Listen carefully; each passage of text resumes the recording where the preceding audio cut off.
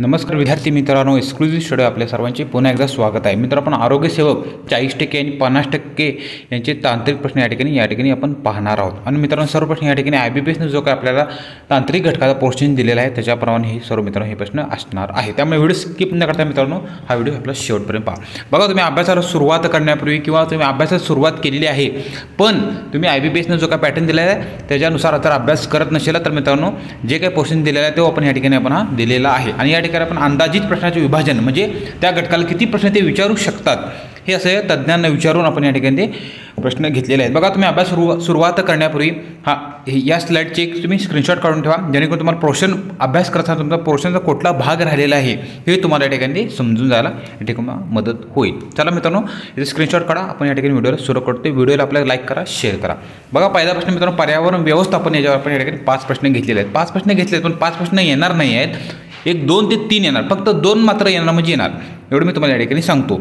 काय बघा, पर्यावरण वगैरे ह्या घटकावर तुमचं दुर्लक्ष होत असतं, कारण पर्यावरण हा घटक मित्रांनो बऱ्याच जणांना सोपा वाटतो पण मित्रांनो तसं नाही आहे, सोपा नाही आहे. त्यांनी कसं चालू घडामोडी रिलेटेड या ठिकाणी ते सांगडं घालून प्रश्नाची रचना या ठिकाणी करू शकतो. बघा, प्रश्न पहा, पहिला प्रश्न पहा, पर्यावरणातील साधनसंपत्तीचा आपला विकास उपयोग करत असताना देखील पर्यावरणाला हानी पोचते.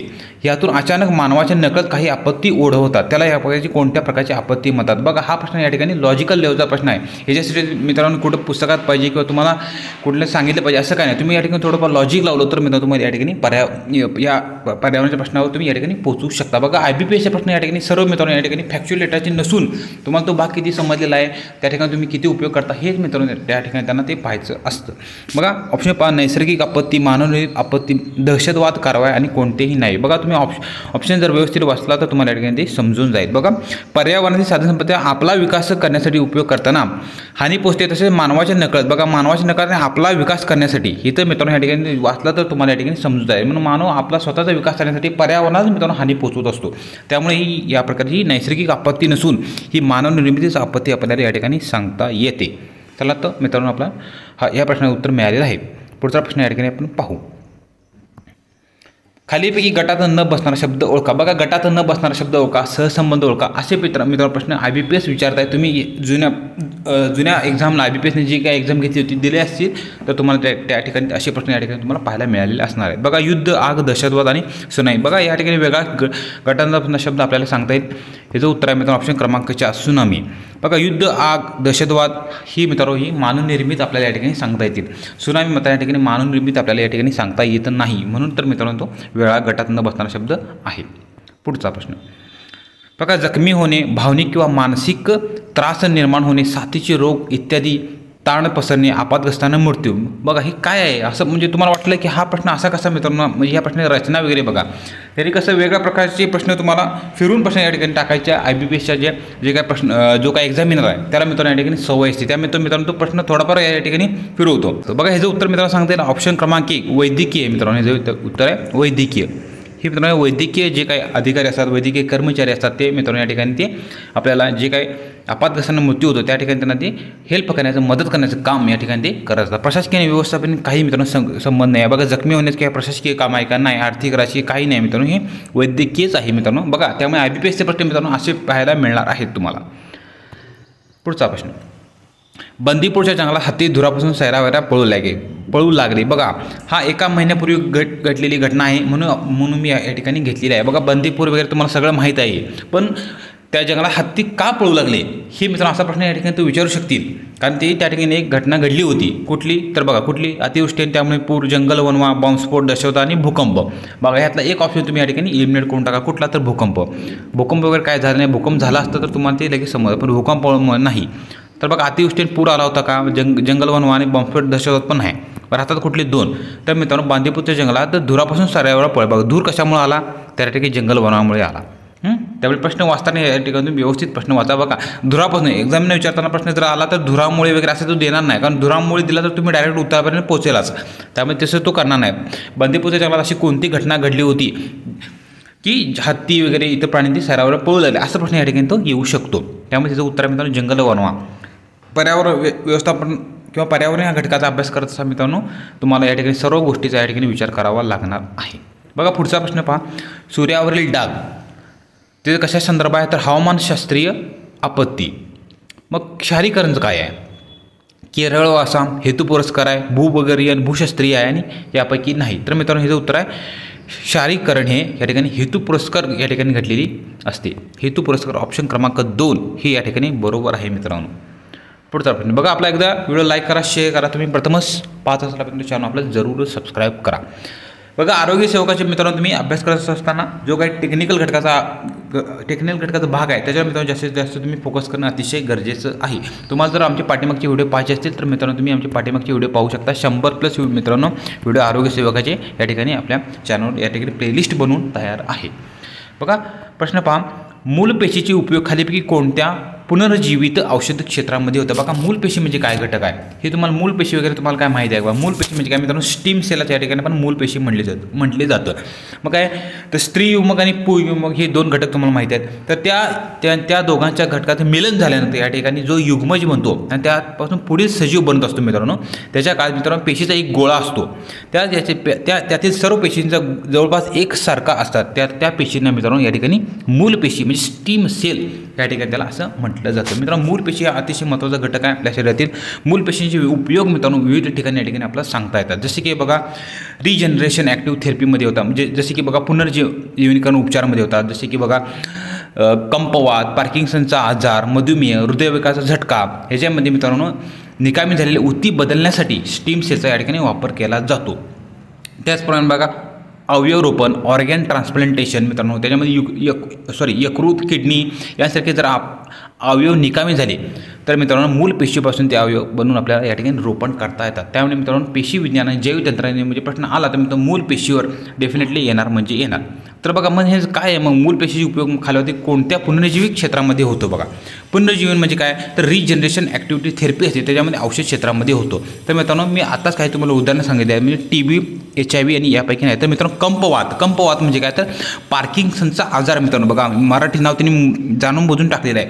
पार्किन्सनचा आजार मित्रांनो टाकला असतं तर मित्रांनो तुम्हाला लगेच उत्तरापर्यंत पोहोचला असता. तर त्याने कंपवात असतं त्यांनी या ठिकाणी त्या ऑप्शनचा उपयोग केलेला आहे. त्याच्यामध्ये याचा वापर या ठिकाणी केलेला असतो. त्यामुळे बघा मूल पेशी मी थोडक्यात या ठिकाणी सांगितलेलं आहे कारण आपल्या बरेच प्रश्न घ्यायचे आहे. जास्त जर सांगत बसलो तर मित्रांनो आपले पुढचे प्रश्न या ठिकाणी राहतात. त्यामुळे अभ्यास करता मी काय सांगत होतो की बघा कोणकोणत्या घटकावर या ठिकाणी तुम्ही लक्ष द्या. पेशी विज्ञानाचा अभ्यास करत असताना किंवा जैव तंत्रज्ञानाचा अभ्यास करत असताना मित्रांनो मूल पेशी वगैरे जे काय महत्त्वाचे घटक आहेत ते मित्रांनो तुम्ही या ठिकाणी अभ्यासून ठेवा. पुढचा प्रश्न बघा बीटा कॅरोटीनचे बियाणे कोठे मोठ्या प्रमाणात वापरले जाते? बघा बीटा कॅरोटीन हे बऱ्याच जणांना माहीत आहे पण ते कोठे वापरले जाते? बघा प्रश्न हा बघा वेगळ्या प्रकारचा आपण या ठिकाणी तो निर्माण केलेला आहे. बघा विदर्भात, पश्चिम महाराष्ट्रात, कोकणात, मराठवाड्यात. बघा बीटा कॅरोटीन म्हणजे काय तुम्हाला माहीत आहे तर कापूस वगैरे असेल कोकणात वगैरे काही संबंध आहे, कोकणात आणि पश्चिम महाराष्ट्रात पण नाही. मग राहिल्यात काय तर मराठवाडा आणि विदर्भात. प्रश्न वाचताना मित्रांनो तुम्ही व्यवस्थित वाचा. मोठ्या प्रमाणात असं लिहिलेलं आहे आपण. मोठ्या प्रमाणात मराठवाड्यात पण होतो पण थोडाफार तर कमी ह्याच्यात पण मोठ्या प्रमाणात सर्वात जास्त वापर बीटा कॅरोटीन कापसाचे उत्पादन या ठिकाणी विदर्भात होते मित्रांनो. विदर्भात होते हे तुम्ही या ठिकाणी लक्षात ठेवा. बघा मराठवाडा पण बरोबर आहे पण मोठ्या प्रमाणात विचारले. मोठ्या प्रमाणात म्हणजे ते विदर्भातच सर्वात जास्त आहे. पुढचा प्रश्न अवयवदान व प्रत्यारोपण याविषयी ट्रान्सप्लांटेशन ह्युमन ऑर्गॅन ॲक्ट कधीचा आहे? बघा आता हा एखाद दुसरा प्रश्नाचा ॲक्टवरती येईल तर मित्रांनो तुम्ही मला ते ॲक्ट वगैरे ते माहिती पाहिजे तर हे फॅक्च्युअल लेवलचा प्रश्न आहे. तर मित्रांनो ॲक्ट हा कधीचा आहे तर 1998 ऑप्शन क्रमांक 4 अवयवदान आणि प्रत्यारोपण हा ॲक्ट हा 1998 सालचा आहे. मागचे महत्त्वाचे जे काय ॲक्ट आहे ते मित्रांनो या ठिकाणी ते तुम्ही करून ठेवा. 1998 हे मित्रांनो बरोबर उत्तर आहे. पुढचा प्रश्न राष्ट्रीय डाळिंब संशोधन संस्था महाराष्ट्रात कोणत्या जिल्ह्यात आहे? बघा पुणे, सातारा, सोलापूर आणि कोल्हापूर. डाळिंब संशोधन संस्था मित्रांनो ही या ठिकाणी याचं उत्तर मित्रांनो सोलापूरमध्ये आहे. ऑप्शन क्रमांक 3 सोलापूर जिल्ह्यात मित्रांनो डाळिंबाचे उत्पादन सर्वाधिक होते आणि डाळिंब संशोधन केंद्रसुद्धा या ठिकाणी ते सोलापूर या ठिकाणी आहे. पुढचा प्रश्न नील क्रांती सुरुवात कोणत्या पंचवार्षिक योजनेत करण्यात आली होती? बघा नील क्रांती वगैरे तुम्हाला माहिती आहे. महत्त्वाच्या विविध क्रांत्या आहेत ते सुद्धा मित्रांनो करणं तुम्हाला गरजेचं आहे. तर याचं उत्तर मित्रांनो ऑप्शन क्रमांक 1 नील क्रांती सुरुवात मित्रांनो 7व्या योजनेत या ठिकाणी राबवण्यात आली होती. बघा नुकतंच मित्रांनो केंद्र शासनाने या ठिकाणी भारत सरकारने नील क्रांती मिशन या 2016 या ठिकाणी त्यांनी नवीन अवलंबिली आहे नील क्रांती मिशन. नील क्रांती मिशन बघा ह्याच्यासुद्धा प्रश्न नील क्रांती मिशन ही मित्रांनो केव्हापासून अवलंबण्यात येत आहे तर 2016 मित्रांनो नील क्रांती मिशन या ठिकाणी अवलंबण्यात येत आहे. याचा काय उद्देश काय आहे तर मित्रांनो मत्स्य व्यावसायिक क्षेत्रात किंवा अधिक प्रोत्साहन देण्यासाठी या ठिकाणी तो संकल्प आहे. यासाठी 50% पासून 100% आपण या ठिकाणी सरकारतर्फे अनुदान देण्यात येते. पण ते काय मित्रांनो लक्षात ठेवू नका. आपण नील क्रांती मिशन मित्रांनो 2016 आहे. नील क्रांती सुरुवात ही मित्रांनो 7व्या पंचवार्षिक योजनेमध्ये करण्यात आली होती. बघा नील क्रांतीविषयी जास्त माहिती आहे, हरित क्रांतीविषयी जास्त माहिती आहे, महत्त्वाच्या ज्या संशोधन क्रांती आहेत ते मित्रांनो तुम्हाला या ठिकाणी करणं गरजेचं आहे. पुढचा प्रश्न बघा टीसीसने विचारले. आपण या ठिकाणी 5 प्रश्न घेतोय. बघा टीसीसने विचारले प्रश्न असे जे काय प्रश्न आपण निवडलेले आहे जे काय आपल्याला पोर्शनमध्ये जे काय सिमिलर घटक आहेत तेच मित्रांनो आपण टीसीसने काढलेले आपण या ठिकाणी घेतलेले आहेत. टीसीसने सर्वच प्रश्न घेत नाही कारण ते आपल्या या ठिकाणी पोर्शनमध्येच नाही. पोर्शनमध्ये जे काय घटक नाही मित्रांनो तो अजिबात करू नका कारण IBPS पोर्शन जो दिलेला आहे ना त्याच्या बाहेर अजिबात जात नाही. त्यामुळे जे दिले ते व्यवस्थित करा, जे नाही दिलं ते आपण परत बघता येईल पण जे दिले तर परफेक्ट करा. प्रश्न पहा त्वचा अधिक नाजूक बनवणाऱ्या दोषपूर्ण जनुकामुळे जनुक उत्परिवर्तन कोणता होतो. बघा जनुक वगैरे बघा हे घटक आपल्याला आहे पेशीविज्ञान जैवतंत्रज्ञानामध्ये जनुक वगैरे आहे. त्यामुळे मित्रांनो जाणून बुजून मित्रांनो मी असे प्रश्न या ठिकाणी हुडकत आहे जेणेकरून तुम्हाला या ठिकाणी एक्झाममध्ये फायदा होऊ शकेल. तर मित्रांनो ह्याचं काय उत्तर आहे तर मित्रांनो ह्याचं उत्तर आहे ऑप्शन क्रमांक 3 अभित्वचा विलयजन्य गोलक विकार म्हणजेच काय एपिडर्मोलिसिस बुलेसा. हे जे उत्तर आहे मित्रांनो ऑप्शन क्रमांक 3 हे मित्रांनो त्वचे संदर्भात प्रश्न असलेला तो ऑप्शन क्रमांक 3 हे मित्रांनो आपल्याला बरोबर सांगता येते. पुढचा प्रश्न दुधात खालीपैकी कोणते पोषक घटक नसतात. बघा प्रश्न व्यवस्थित होता. दुधात कोणते पोषक घटक नसतात विचारले. बघा आपण गडबडीत काय करतो असतात पुढं कोण वाचत नाही. सोपा प्रश्न दिसला की लगेच खाली टिक करायला जातो. त्यामुळे प्रश्न व्यवस्थित होता. वेळ भरपूर आहे आपल्याकडे त्यामुळे प्रश्न अवघड असला तर तरी पण मित्रांनो उत्तरापर्यंत आपल्या या ठिकाणी प्रश्न व्यवस्थित वाचला तर मित्रांनो उत्तरापर्यंत पोहोचता येतं. तर काय याचं उत्तर ऑप्शन क्रमांक 4 नसतात विचारले. लोह जीवनसत्व क आणि तंतू हे मित्रांनो हे दुधामध्ये घटक नसतात. ऑप्शन क्रमांक 4 हे मित्रांनो बरोबर सांगता येते. पुढचा प्रश्न मेंदूतील चेतापेशीतील डोपामिन नावाचे मेंदूचे रसायन पुरेशा प्रमाणात तयार करत नाही तेव्हा खालीलपैकी कोणत्या प्रकारच्या हालचालींचा विकार उद्भवतो. बघा प्रश्न व्यवस्थित होता. मोठा प्रश्न वाटतो तुम्हाला. मेंदूतील चेतापेशी डोपामिन नावाचे मेंदूचे रसायन पुरेशा प्रमाणात करत नाही असे ते विचारत आहेत. तर बघा अभित्वचा विलयजन्य गोलाकार विकार एपिडर्मिस बुलेसा श्वेतकुष्ठविटम आणि कंपवात पार्किन्सन्स आणि चर्मकाठीण. बघा आम्ही पाठीमागे सांगितलं कंपवात पार्किन्सन्स. बघा आपण पार्किन्सन्स त्यांनी दिले बघा इथं त्यामुळे तुम्हाला ह्या उत्तरापर्यंत पोहोचता आलं. कंपवात म्हणजेच पार्किन्सनचा आजार जो मेंदूशी संदर्भात आहे त्यामुळे त्याचं उत्तर मित्रांनो ऑप्शन क्रमांक 3 हा पण प्रश्न या ठिकाणी महत्त्वाचा आहे. पुढचा प्रश्न खालीपैकी कोणते पदार्थ हे मानवी शरीराला आवश्यक असलेल्या सूक्ष्म पोषण द्रव्याच्या वर्गवारीत येतात. मेद प्रथिने जीवनसत्वे आणि ग्लुकोज. तर याचं उत्तर मित्रांनो ऑप्शन क्रमांक 3 हे आवश्यक असलेल्या सूक्ष्म पोषक द्रव्याच्या वर्गवारीत येतात. याचं उत्तर मित्रांनो जीवनसत्वे हे सूक्ष्म मायक्रो जे घटक असतात मायक्रो न्यूट्रियन्समध्ये त्या ठिकाणी त्याचं वापर सर्वात जास्त जीवनसत्वांचा या ठिकाणी केला जातो. ऑप्शन क्रमांक 3 जीवनसत्वांचे जे काही महत्त्वाचे जीवनसत्व आहेत ब क ड के वगैरे ते सर्व मित्रांनो या ठिकाणी करून ठेवा. त्याचे मित्रांनो त्याचे महत्त्वाचे स्त्रोत वगैरे ते करून ठेवा जेणेकरून तुम्हाला परीक्षेत जे आले तर मित्रांनो ते तुम्हाला उत्तरापर्यंत पोहोचता येईल. पुढचा प्रश्न खाण्याच्या सोड्याचे रासायनिक नाव काय आहे. बघा अतिशय सोपा प्रश्न आहे. खाण्याच्या सोड्याचे नाव वगैरे काय आहे असे प्रश्न तुम्हाला आले तर तुम्हाला ते मित्रांनो सोपे जातील. ह्याचं उत्तर मित्रांनो सोडियम बायकार्बोनेट म्हणजेच काय खाण्याच्या सोड्याचे रासायनिक सूत्र आहे ऑप्शन क्रमांक 3. बघा मूलद्रव्यांचे आवर्ती वर्गीकरण आणि या ठिकाणी 5 प्रश्न. बघा हा घटक मूलद्रव्यांचे जे केमिस्ट्रीचा भाग आहे तो मित्रांनो व्यवस्थित करून ठेवा कारण बऱ्याच जणांचे मार्क ह्याच्यामध्ये कटलेले जातात त्यामुळे हा घटक व्यवस्थित तुम्ही करणं गरजेचं आहे. बघा प्रश्न पहा आधुनिक आवर्त सारणीमध्ये अणुअंक हा मूलद्रव्याच्या पायाभूत गुणविशेष आहे अशी कोणी सांगितले. बघा आधुनिक आवर्त सारणी म्हणतोय तो आणि काय विचारले पायाभूत गुणविशेष आहे असं कोण म्हटले. बघा मोस्ले मेंडेलिव्ह न्यूलँड्स आणि न्यूटन. तर बघा ऑप्शन तुम्ही व्यवस्थित जर वाचला तर तुम्हाला समजेल की न्यूटनचा ह्या ठिकाणीमध्ये काही संदर्भ नाही. न्यूटनने आवर्त सारणीविषयी काही या ठिकाणी भाकीत केलं नव्हतं तेव्हा त्यानं काही संशोधन वगैरे केल्यामुळे न्यूटन तुम्ही या ठिकाणी एलिमिनेट करा. राहते कोण मोस्टली मेंडेलिव्ह आणि न्यूलँड्स. तर ह्याचं उत्तर आहे मित्रांनो अणुअंक हा मूलद्रव्याचा पायाभूत. बघा अणुअंक विचार इथे बघा अणुअंकार हा महत्त्वाचा आहे. बाकीचे ह्यांनी बघा ह्याचं उत्तर आहे मित्रांनो हेनरी मोस्ले यांनी 1916 साली काय सांगितलं 1916 तर अणुअंक हा मूलद्रव्याचा पायाभूत गुणविशेष आहे सांगितलं होतं. बाकीचे कोण होते मेंडेलिव्ह न्यूलँड्स वगैरे त्यांनी काय सांगितलं होतं तर अणुवस्तुमानांक हे मूलद्रव्याचे पायाभूत विशेषण आहे असे त्यांनी सांगितले होते. कोण? मेंडेलिव्ह आणि न्यूलँड्स. तर बघा आधुनिक आवर्तसारणीला काय म्हणतात? आधुनिक आवर्तसारणी उभ्या स्तंभ जे असतात, उभे स्तंभ, त्याची संख्या मित्रांनो 18 आहे. बघा विचारतील प्रश्न, आधुनिक आवर्तसारणीचे उभे जे स्तंभ असतात ते त्या ठिकाणी त्यांची संख्या किती आहे? तर मित्रांनो उभे स्तंभ या ठिकाणी 18 आहेत. हे लक्षात ठेवा मित्रांनो, उभे 18 आहेत आणि जे काय आडवी आवर्तने असतात त्यांची संख्या या ठिकाणी 7 आहे. आडवी आवर्तने असतात हे पण लक्षात ठेवा. आडवी आवर्तन असतात त्यांची संख्या 7 आहे आणि उभे जी गण असतात त्यांची संख्या या ठिकाणी 18 आहे. मग एक पुढे काय? मग पुढचा प्रश्न आपण या ठिकाणी जास्त पुढचे प्रश्न घेऊया जेणेकरून तुम्हाला ते सांगता येईल. बघा हे तर जेवढा संदर्भ आला तेवढाच आपण या ठिकाणी ते सांगितलेलं आहे. बघा ऋण प्रसारित कणांना काय म्हटलं जातं? ऋण प्रसारित कणांना काय म्हटलं जातं? न्यूट्रॉन, प्रोटॉन, पॉझिट्रॉन्स आणि इलेक्ट्रॉन्स. तर ह्याचं उत्तर आहे मित्रांनो इलेक्ट्रॉन्स असं म्हटलं जातं. ऋण भारित हे इलेक्ट्रॉन्स असतात, त्यामुळे ह्याचं उत्तर ऑप्शन क्रमांक 4. मग काय प्रोटॉन काय? तर प्रोटॉन हे धनभारित असतात. प्रोटॉन हे काय असतात? या ठिकाणी धनभारित असतात. त्याचे वस्तुमान किती आहे प्रोटॉनचे? 1 ॲटमॉस्फियर. प्रोटॉनचे अणुवस्तुमान किती आहे? तर 1 AMU. हे लक्षात ठेवा, 1 ॲटमॉस्फियर युनिट अशा राहू दे तुमच्या. धन चार्ज असलेले ते कण आहेत, त्याचप्रमाणे न्यूक्लियसमधील अणूच्या मध्यभागी ते असतात. कोण? प्रोटॉन. मग न्यूट्रॉन्स काय? न्यूट्रॉन्स काय? हा तटस्थ आहे किंवा सकारात्मक. तटस्थ म्हणजे समजलं तुम्हाला, चार्ज होत नाही, सकारात्मक पण नाही आणि नकारात्मक ते पण नाही. याचे अणुवस्तुमान या ठिकाणी प्रोटॉनपेक्षा जास्त असते. पुढे जाऊया.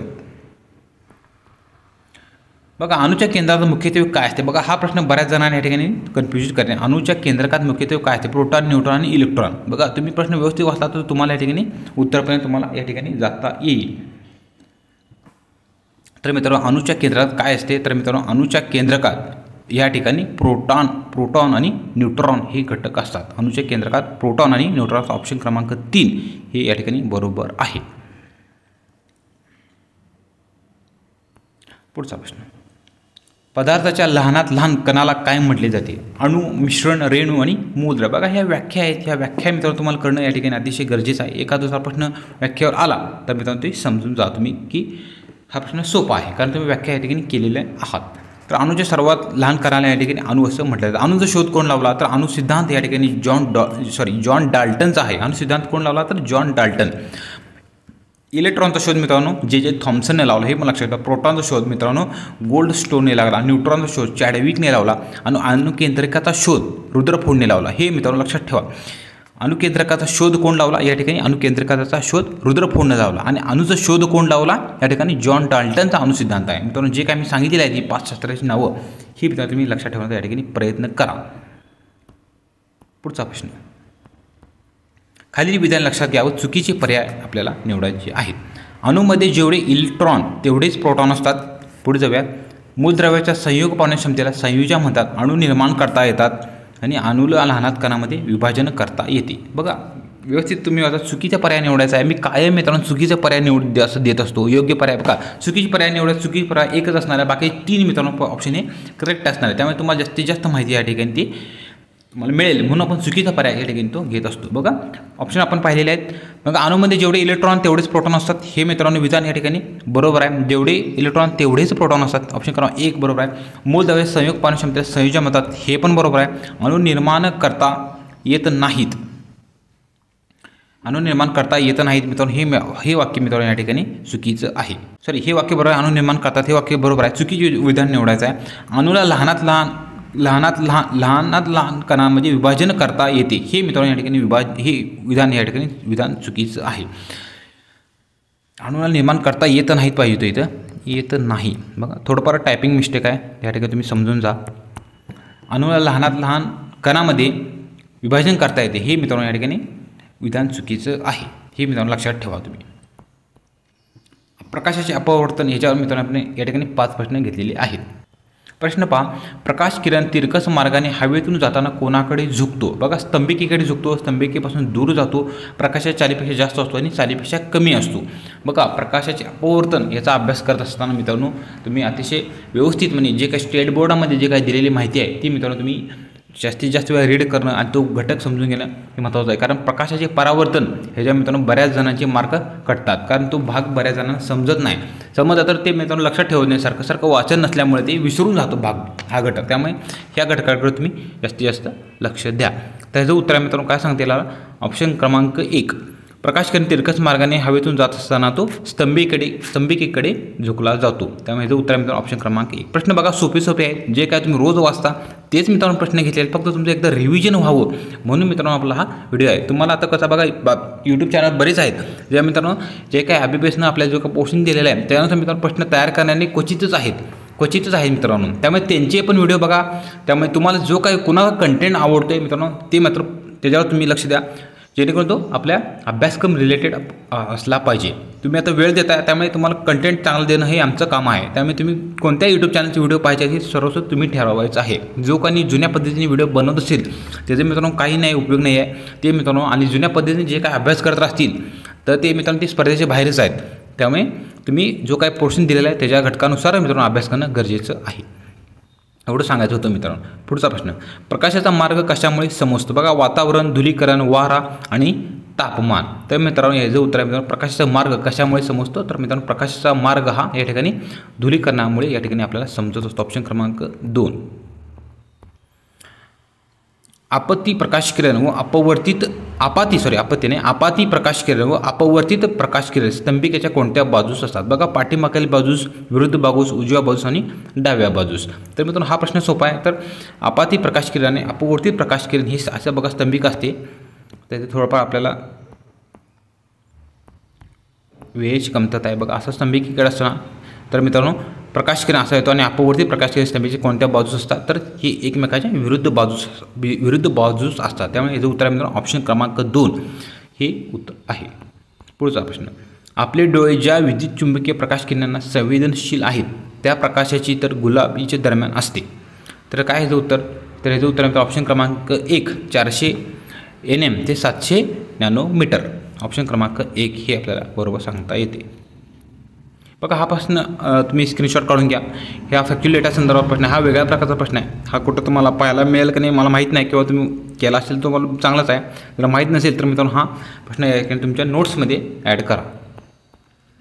योग्य परिस्थितीत पाण्याच्या थेंबामुळे सूर्यप्रकाश अपवर्तन, अपस्करण, आंतरिक परावर्तन व पुन्हा अपवर्तन यामुळे कशाची निर्मिती होत असते? इंद्रधनुष्याची निर्मिती, प्रकाशाची, अंधाराची यापैकी नाही. तर बघा हे प्रश्न अतिशय सोपा आहे. जर तुम्ही व्यवस्थित घटक वाचला असेल तर मित्रांनो या ठिकाणी समजून जाईल. बघा प्रश्न मी कसा तयार केला बघा. पाठीमागच्या व्हिडिओमध्ये आपण इंद्रधनुष्य कशी निर्मिती होतो, इंद्रधनुष्य निर्माण होण्याची कारणे काय आहेत हे असं दिलं होतं. पण बघा प्रश्न कसा फिरवला बघा मी. योग्य परिस्थिती पाण्याच्या थेंबामुळे सूर्यप्रकाश अपवर्तन, अपस्करण आणि आंतरिक परावर्तन. इंद्रधनुष्य कशा तयार होतो?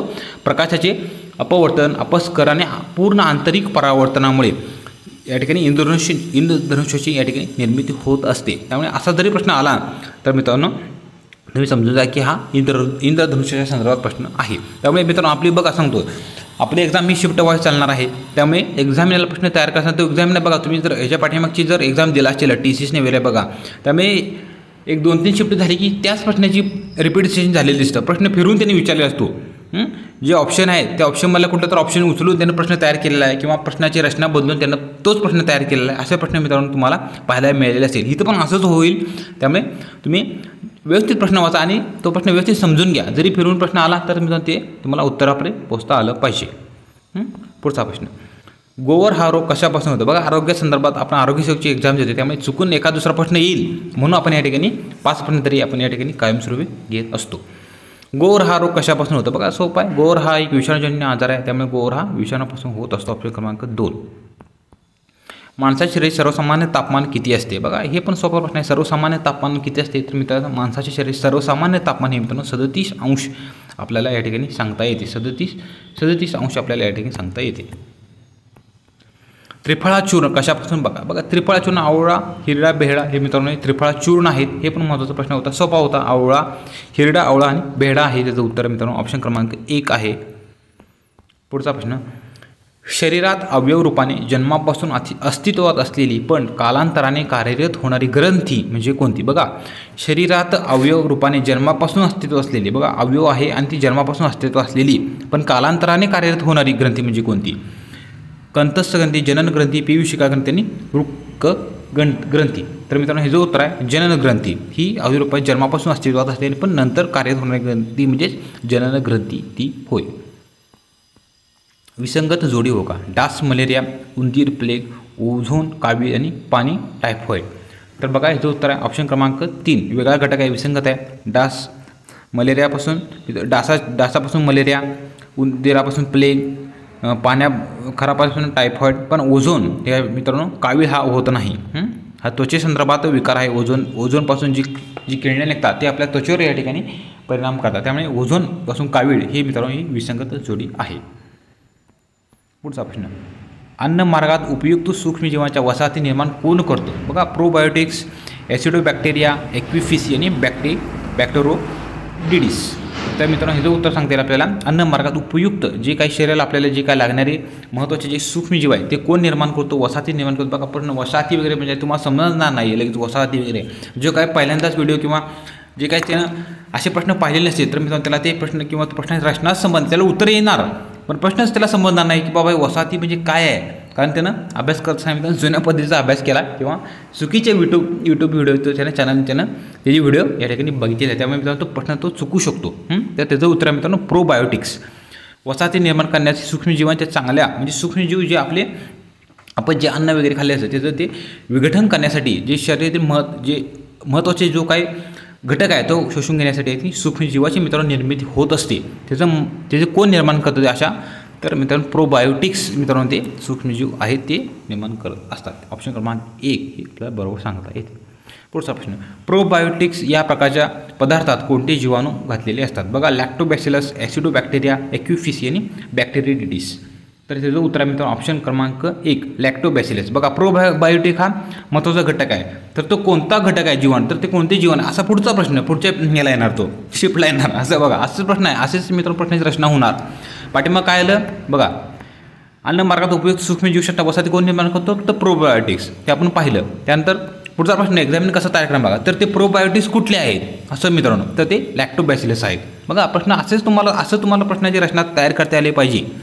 तर मित्रांनो तुम्हाला 40 पैकी निदान 35+ मित्रांनो मार्क या ठिकाणी तुम्हाला घेता येतील.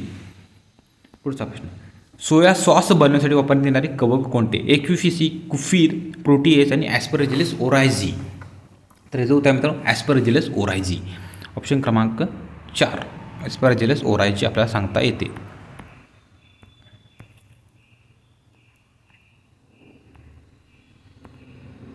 ऑप्शन क्रमांक 4.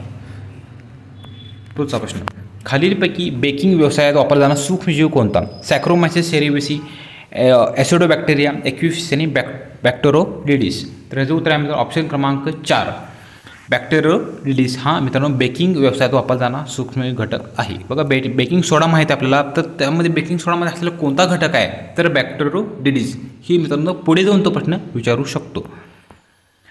पुतळे, इमारती व पूल यामधील धातूंचे क्षरण कशामुळे होते? बघा सल्फ्युरिक आम्ल, ॲसिडोबॅसिलस कॅरॉइडिक्स, फिलियम, ॲस्परजिलस नायगर. तर याचं उत्तर मित्रांनो सांगता येईल ऑप्शन क्रमांक 1 पुतळे, इमारती, पूल यामध्ये धातूंचे क्षरण मित्रांनो सल्फ्युरिक जे आम्ल आहे तर त्याच्यामुळे ते होत असतं. बाकीचे मित्रांनो काही संबंध नाही. हे मित्रांनो जे हे सूक्ष्मजीव आहेत आणि सल्फ्युरिक आम्ल मित्रांनो हा सूक्ष्मजीवचा घटक नाही आहे. हे मित्रांनो समजणं तुम्हाला गरजेचं आहे. पुढचा भाग, मूलद्रव्य बीआर म्हणजे बोरामध्ये अभिक्रियाकारकामध्ये अणूंची संख्या किती असते? बघा हा प्रश्न थोडाफार या ठिकाणी अवघड आहे. तर ह्याचं उत्तर आहे सांगता येईल मित्रांनो ऑप्शन क्रमांक 1 त्यामध्ये बीआरमध्ये अभिक्रियामध्ये जी अणूंची संख्या मित्रांनो 1 असते.